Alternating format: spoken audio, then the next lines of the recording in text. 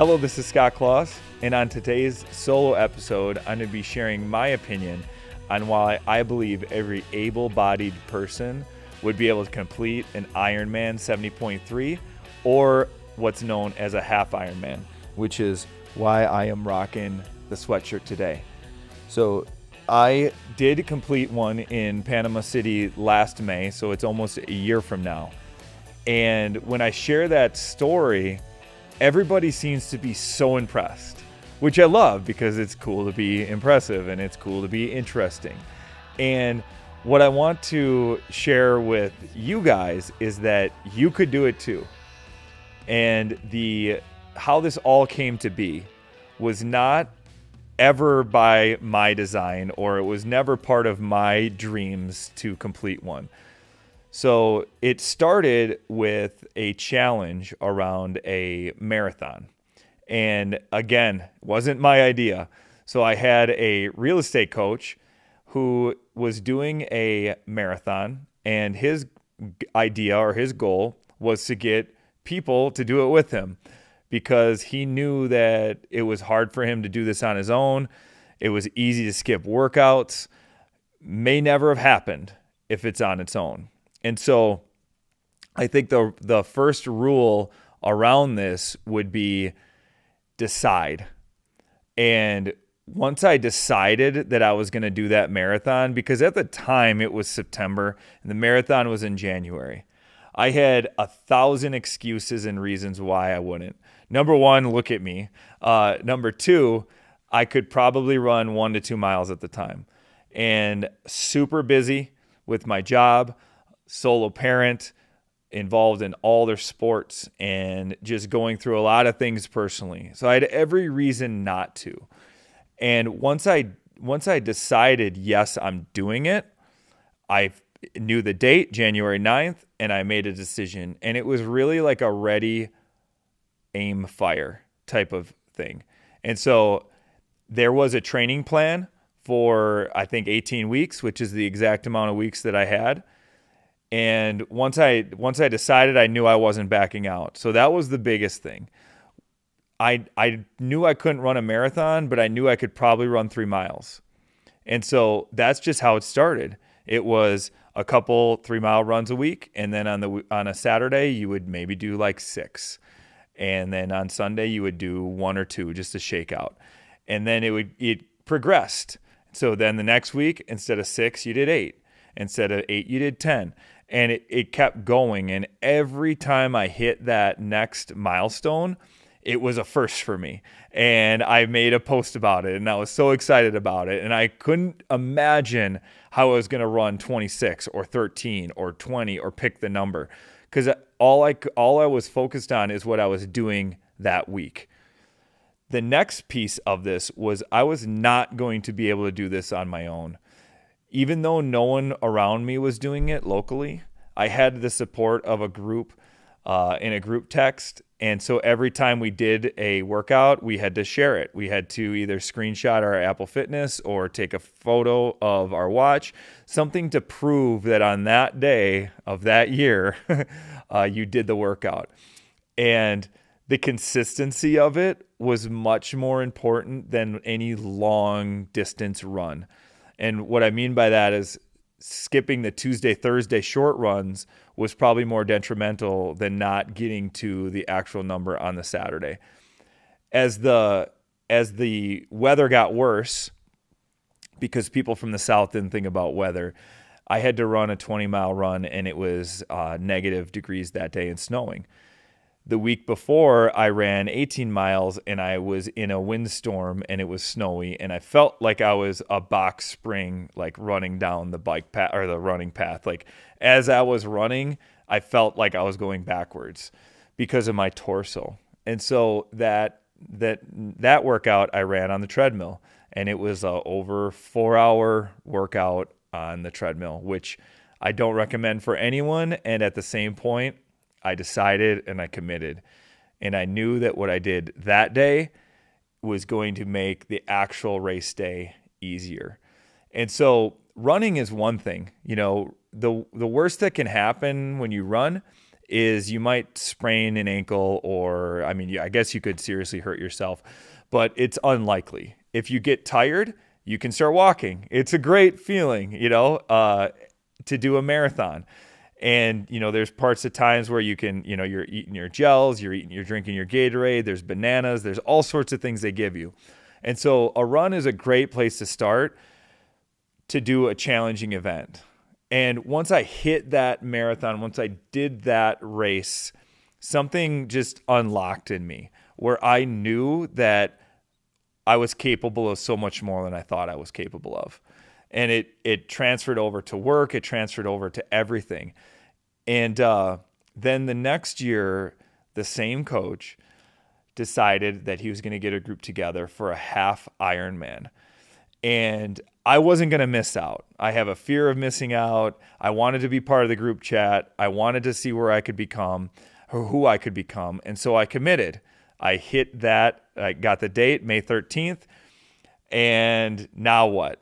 So first of all, I needed to get a bike, and you can't just get any bike. You really need to get a bike that's committed, that's fit to you, that is even a millimeter or two short can make a lot of difference. And so the bike is very important.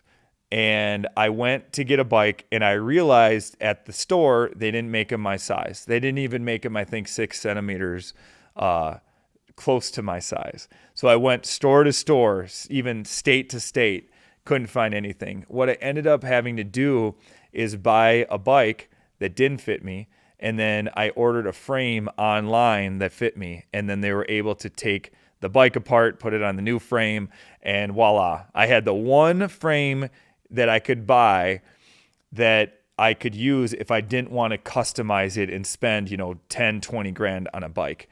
So it could easily have been, I go to the store, there's no bikes for me. Hey guys, I'm out. Like, they don't make bikes for 6'8" people.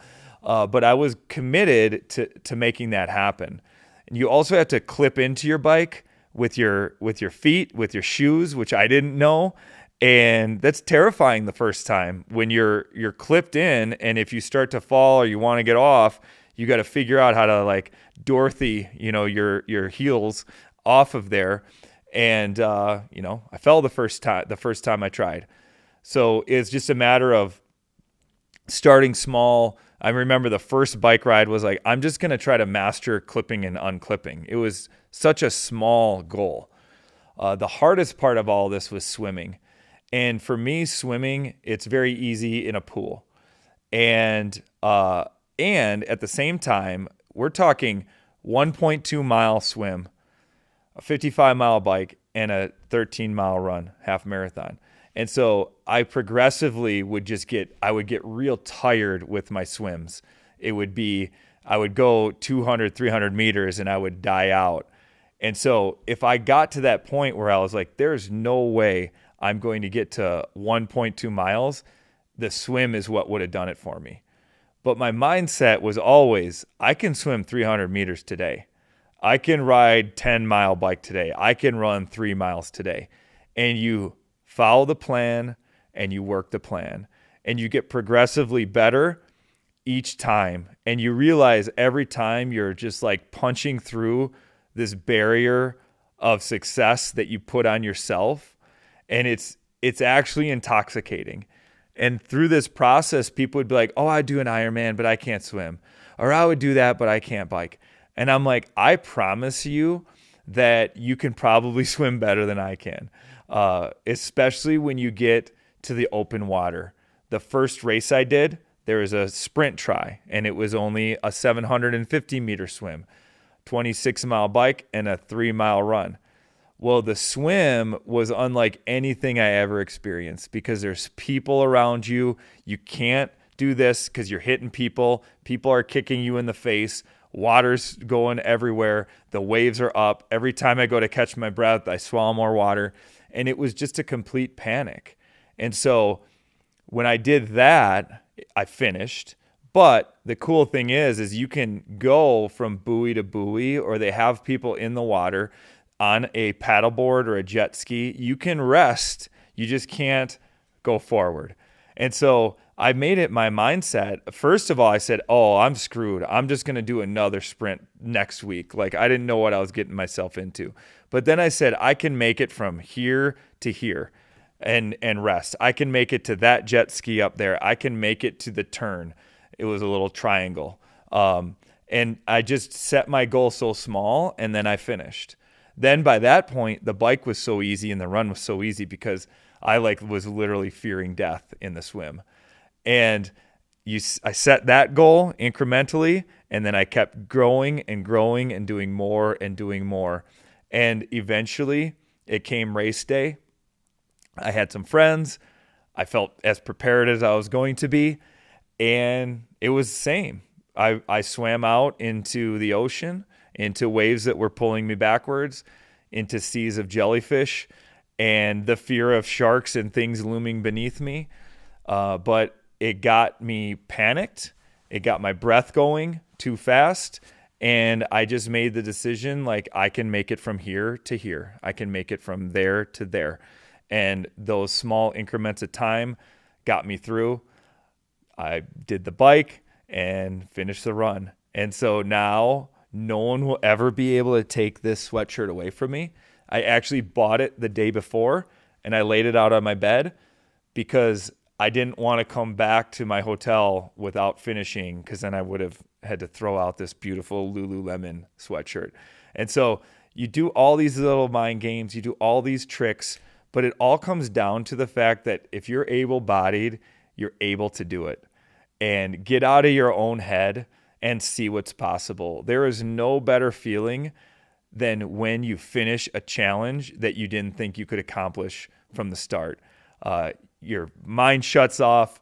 You have all the best serotonin, endorphins, dopamine activating, and that feeling is unlike any other. So I would encourage you, if you're wanting to start with something, start with a small try. Start with a swim run.